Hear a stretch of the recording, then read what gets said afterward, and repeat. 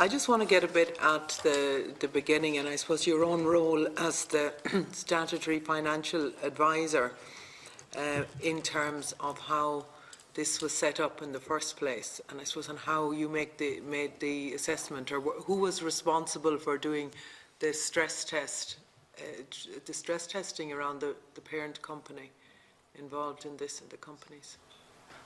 Okay. How did you decide that this was a safe bet, if you like? Okay.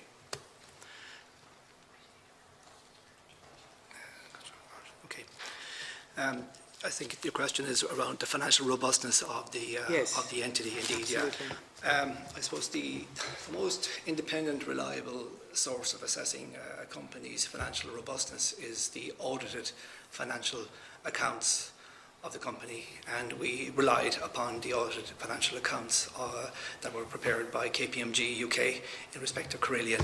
We reviewed their accounts for the last 3 years, and in the accounts said, this was a company with a turnover of 5 to 6 billion, had a market capitalization value of 1.5 billion, was making a profit.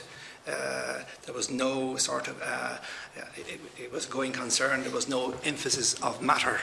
So in terms of the sort of the best practice, in terms of what you look at, they ticked all those boxes indeed. Now, we now know that, of course, those audited accounts were flawed. And as you may be aware of, there's an investigation into